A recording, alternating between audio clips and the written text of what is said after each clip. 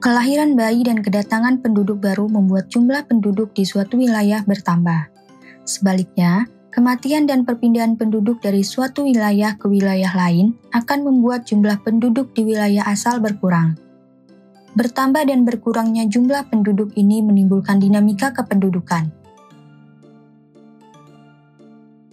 Nah, apakah yang dimaksud dengan dinamika kependudukan? Apa sajakah faktor yang memengaruhi dinamika kependudukan? Mari kita simak pembahasan selengkapnya berikut ini. Pengertian dinamika kependudukan. Kependudukan adalah segala hal yang berkaitan dengan penduduk. Badan Pusat Statistik atau BPS mendefinisikan penduduk sebagai semua orang, baik yang berdomisili di wilayah geografis Indonesia selama 6 bulan atau lebih, maupun mereka yang berdomisili kurang dari 6 bulan, tetapi bertujuan untuk menetap. Penduduk dapat mencakup warga asli dan warga asing. Di Indonesia, penduduk harus memenuhi syarat masa tinggal minimal 6 bulan ataupun kurang dari 6 bulan, tetapi dengan tujuan menetap. Contohnya adalah seorang warga negara asing atau WNA yang pindah dari negara asalnya ke negara Indonesia dengan tujuan menetap. Orang tersebut sudah dapat disebut sebagai penduduk Indonesia. Perpindahan penduduk berdampak pada terjadinya dinamika penduduk. Dinamika kependudukan adalah kondisi yang menunjukkan perubahan penduduk, baik secara kuantitas maupun kualitas dari waktu ke waktu. Faktor-faktor dinamika kependudukan. Dinamika kependudukan dipengaruhi oleh 3 faktor, yaitu kelahiran, kematian, dan perpindahan penduduk. Pada pembahasan kali ini, kita akan membahas faktor dinamika kependudukan yang terkait dengan kelahiran. Kelahiran adalah bilangan yang menunjukkan banyaknya bayi lahir dari setiap 1000 penduduk dalam jangka tahun tertentu. Kelahiran merupakan salah satu faktor dinamika kependudukan yang menambah jumlah penduduk. Dalam dinamika kependudukan, kelahiran dapat dinilai dari 3 penghitungan, yaitu angka kelahiran kasar atau crude birth rate atau CBR, penghitungan angka kelahiran umum atau general fertility rate atau GFR, dan penghitungan angka kelahiran menurut kelompok usia atau Age Specific Birth Rate atau ASBR. Mari kita bahas satu persatu. Pertama, perhitungan angka kelahiran kasar atau Crude Birth Rate atau CBR. Crude Birth Rate atau CBR adalah kalkulasi banyaknya bayi lahir hidup dari setiap 1000 penduduk pada periode tahun tertentu. Angka kelahiran kasar berfungsi untuk membandingkan kondisi tingkat kelahiran antara satu wilayah dan wilayah lainnya, seperti membandingkan tingkat kelahiran antara Indonesia dan Malaysia. Angka kelahiran kasar juga dapat digunakan untuk membandingkan tingkat kelahiran antara 1 tahun dan tahun lainnya. Secara umum, alasan utama penggunaan kalkulasi angka kelahiran adalah agar dapat memprediksi populasi penduduk pada masa mendatang. Suatu negara dengan populasi yang diperkirakan meningkat 2 kali lipat dalam 20 tahun, memiliki tantangan yang sangat berbeda dibandingkan dengan negara dengan perkiraan populasi yang menurun. Perhitungan angka kelahiran kasar menggunakan rumus berikut. CBR sama dengan B dibagi P dikali K. CBR sama dengan angka kelahiran kasar, B sama dengan jumlah bayi lahir hidup pada periode tahun tertentu, P sama dengan jumlah penduduk pada periode tahun tertentu, K sama dengan konstanta dengan nilai 1000. Angka kelahiran kasar dapat dikelompokkan menjadi 3 klasifikasi sebagai berikut. Tinggi apabila CBR lebih dari 30. Artinya, angka kelahiran kasar suatu daerah lebih dari 30 jiwa untuk setiap 1000 penduduk. Sedang apabila CBR 20 sampai dengan 30, artinya angka kelahiran kasar suatu daerah berkisar 20 hingga 30 jiwa untuk setiap 1000 penduduk. rendah apabila CBR kurang dari 20. Artinya angka kelahiran kasar suatu daerah kurang dari 20 jiwa untuk setiap 1.000 penduduk.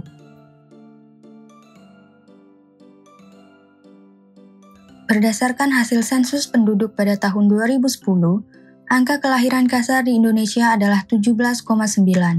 Artinya terdapat 17-18 kelahiran dari setiap 1.000 penduduk. Angka ini tergolong rendah. Agar dapat lebih memahami perhitungan angka kelahiran kasar, perhatikan contoh soal berikut. Contoh soal, pada tahun 2019, jumlah penduduk di kota A sebanyak 20 juta orang. Sementara itu, jumlah bayi lahir hidup pada tahun 2019 sebanyak 50.000 orang. Berapakah CBR dari kota A pada tahun 2019? Penyelesaian untuk menjawab soal tersebut adalah sebagai berikut.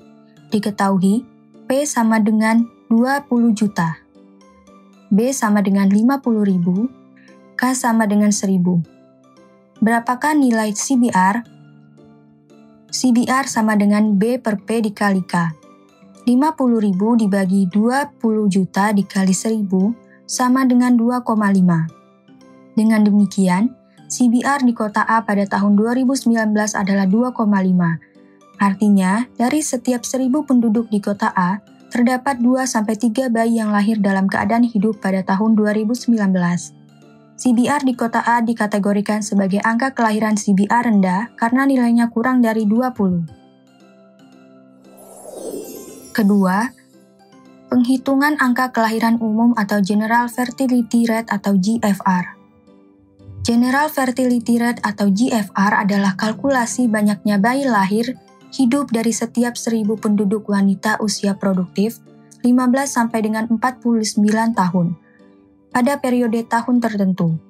Angka kelahiran umum lebih akurat daripada angka kelahiran kasar sehingga dapat membantu dalam membuat prediksi yang lebih akurat. Berbeda dengan CBR yang dihitung dari rasio kelahiran hidup dari seluruh populasi, GFR hanya dihitung dari kelompok penduduk wanita yang benar-benar dapat memiliki anak.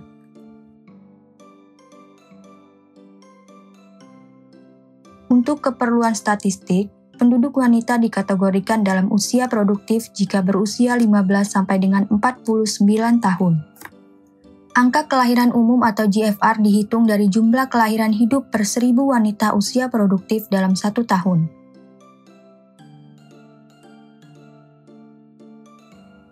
GFR sama dengan B dibagi P, F usia 15 sampai 49 tahun dikali K. GFR sama dengan angka kelahiran umum, B sama dengan jumlah bayi lahir hidup pada periode tahun tertentu, P, F 15 sampai 49 merupakan jumlah penduduk wanita usia produktif 15 sampai 49 tahun pada periode tahun tertentu, K sama dengan konstanta dengan nilai 1.000. Untuk lebih memahami perhitungan angka kelahiran umum atau GFR, perhatikan soal berikut. Contoh soal, pada tahun 2019 jumlah penduduk wanita usia produktif 15 sampai 49 tahun di kota B sebanyak 10 juta orang. Sementara itu, jumlah bayi lahir hidup pada tahun 2019 sebanyak 50.000 orang. Berapakah GFR di kota B pada tahun 2019? Penyelesaian untuk menjawab soal tersebut adalah sebagai berikut. Diketahui, PF 15 sampai 49 sama dengan 10 juta, B sama dengan 50.000, K sama dengan 1.000. Berapa nilai GFR? GFR sama dengan B per PF 15 sampai 49 dikali K. 50.000 per 10 juta dikali 1.000 sama dengan 5. Dengan demikian, GFR di kota B pada tahun 2019 adalah 5. Artinya dari setiap 1.000 penduduk wanita usia produktif 15 sampai 49 tahun di kota B, terdapat 5 bayi yang lahir dalam keadaan hidup pada tahun 2019.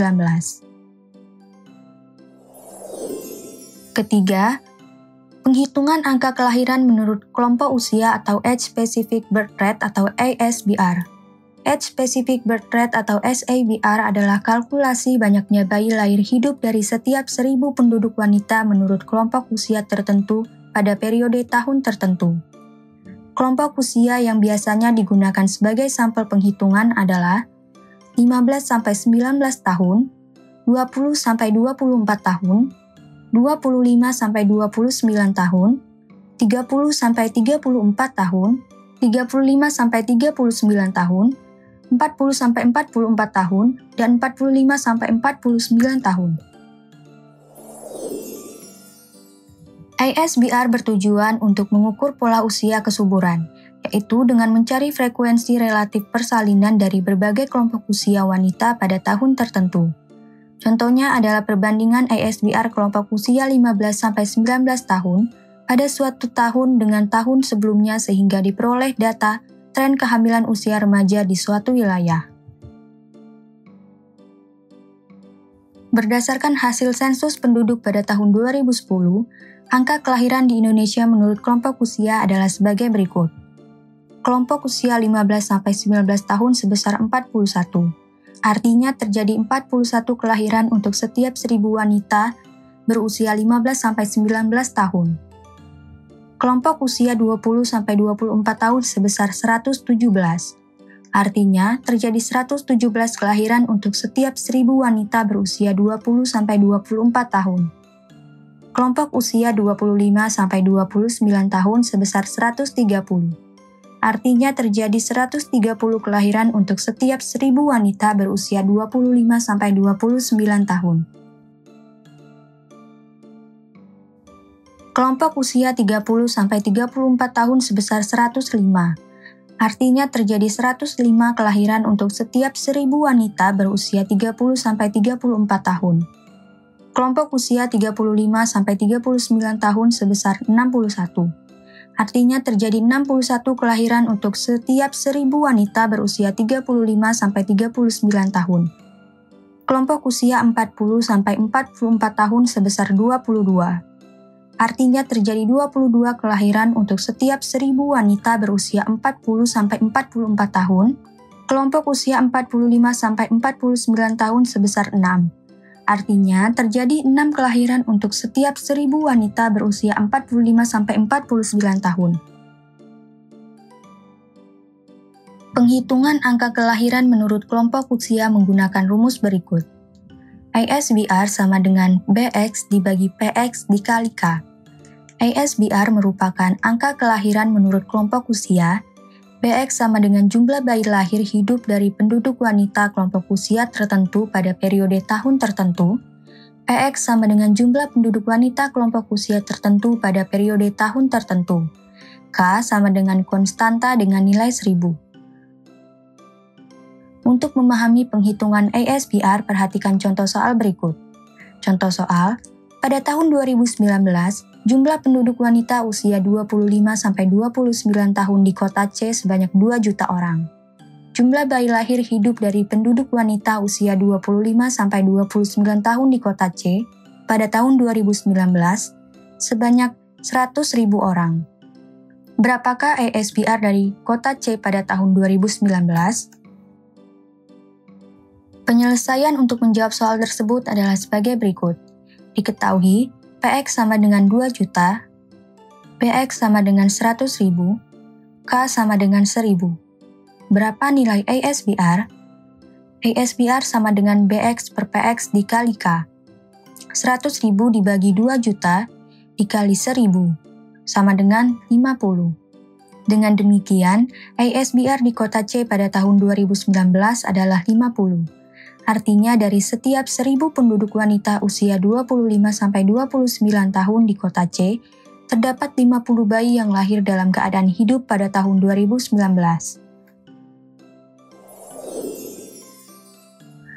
Faktor pendorong dan penghambat kelahiran. Berdasarkan penghitungan faktor kelahiran dalam dinamika kependudukan, dapat diketahui adanya peningkatan atau penurunan kelahiran. Peningkatan dan penurunan kelahiran dipengaruhi oleh adanya faktor pendorong kelahiran atau pronatalitas serta faktor penghambat kelahiran atau antinatalitas. Faktor pendorong kelahiran atau pronatalitas adalah faktor-faktor yang dapat memperbesar peluang adanya kelahiran. Terdapat 2 faktor pendorong kelahiran, yaitu pernikahan usia dini serta fertilitas dan fekunditas penduduk yang tinggi. Berikut adalah penjelasannya. Pertama, pernikahan usia dini. Pernikahan dini adalah pernikahan yang dilakukan secara formal ataupun informal oleh pasangan yang salah satunya maupun keduanya berusia di bawah 18 tahun. Pernikahan dini berpeluang meningkatkan jumlah penduduk yang lebih besar. Hal ini disebabkan makin panjang usia subur wanita dalam pernikahan, makin besar peluang pasangan untuk memiliki anak. Pernikahan usia dini perlu dihindari karena dapat memicu pesatnya peningkatan jumlah penduduk. Selain itu, pernikahan usia dini juga beresiko meningkatkan jumlah kematian ibu dan bayi. Penyebabnya adalah perkembangan tubuh ibu muda belum sempurna untuk persiapan melahirkan. Selain itu, pernikahan dini juga dapat memicu terjadinya kekerasan dalam rumah tangga dan pelanggaran hak asasi manusia karena emosi pasangan usia dini masih labil.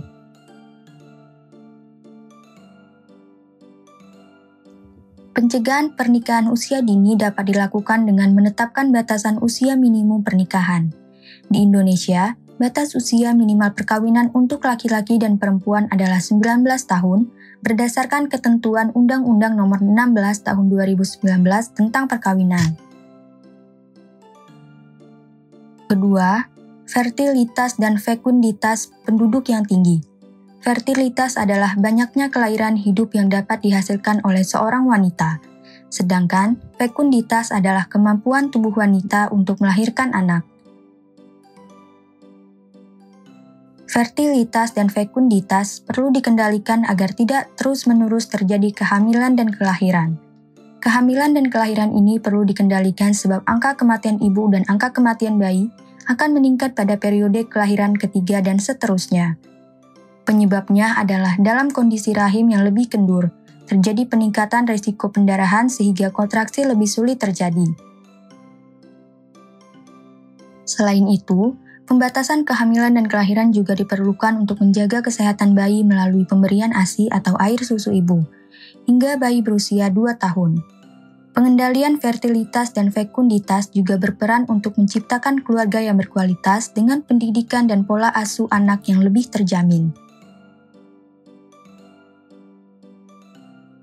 Salah satu upaya untuk mengendalikan fertilitas dan fekunditas adalah melalui program keluarga berencana atau KB. Di Indonesia, program KB mulai dilakukan pada tahun 1950-an yang membawa dampak signifikan terhadap jumlah kelahiran anak per wanita sebelum tahun 1976. Terjadi 5-6 kelahiran anak per wanita sedangkan sekarang menjadi 2-3 anak per wanita. Faktor penghambat kelahiran atau antinatalitas adalah faktor-faktor yang dapat memperkecil peluang adanya kelahiran. Terdapat 3 faktor antinatalitas, yaitu penundaan pernikahan, kemajuan teknologi dan obat-obatan, serta akses dan pelayanan kesehatan yang baik. Pertama, penundaan pernikahan. Penundaan pernikahan dapat memperkecil peluang adanya kelahiran. Makin tua usia penduduk untuk menikah, makin sempit waktu ideal untuk memiliki anak. Hal itu disebabkan wanita memiliki batasan usia subur, yaitu batasan usia dengan kemampuan untuk memiliki anak. Menurut WHO, batasan usia subur wanita adalah 49 tahun. Penundaan pernikahan didorong oleh berbagai macam alasan, antara lain alasan ekonomi yang dirasa belum cukup, keinginan untuk mengenyam pendidikan tinggi, dan keinginan untuk berkarir. Kedua, kemajuan di bidang teknologi dan obat-obatan.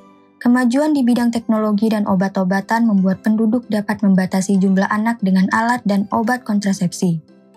Alat dan obat kontrasepsi adalah peralatan dan obat-obatan yang bertujuan untuk menunda kehamilan serta mengatur jumlah anak yang dilahirkan. Contohnya adalah pil KB untuk mencegah kehamilan. Di Indonesia, tidak semua teknologi dan obat-obatan diperbolehkan untuk membatasi kelahiran. Salah satu cara yang dilarang adalah aborsi atau pengguguran janin. Larangan aborsi tersebut dikecualikan untuk permasalahan serius terkait kondisi kehamilan ibu, seperti kehamilan yang membahayakan nyawa ibu atau kondisi janin. karena berpotensi mengalami cacat bawaan yang tidak memungkinkan untuk hidup. Oleh sebab itu, sangat dianjurkan penggunaan alat dan obat dari program keluarga berencana atau KB sebagai penundaan kehamilan dan kelahiran. Ketiga, akses dan pelayanan kesehatan yang baik. Akses dan pelayanan kesehatan yang baik mampu menurunkan angka kelahiran. Contohnya adalah ketersediaan program KB di fasilitas pelayanan kesehatan, puskesmas, klinik bersalin, dan rumah sakit. Kemudahan akses pendudukan terhadap fasilitas pelayanan kesehatan akan memudahkan penduduk untuk melaksanakan program KB.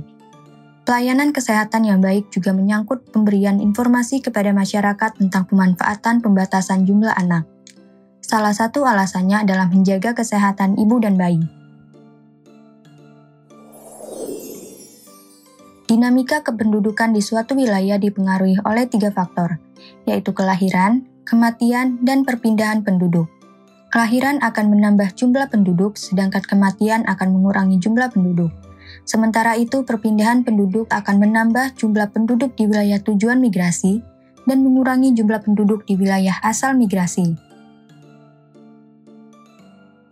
Kelahiran dalam dinamika kependudukan dapat dinilai dari penghitungan angka kelahiran kasar atau crude birth rate atau CBR, angka kelahiran umum atau General Fertility Rate atau GFR, dan angka kelahiran menurut kelompok usia atau Age Specific Birth Rate atau ASBR. Jumlah kelahiran dipengaruhi oleh faktor pronatalitas, yaitu pernikahan usia dini serta fertilitas dan fekunditas, penduduk yang tinggi,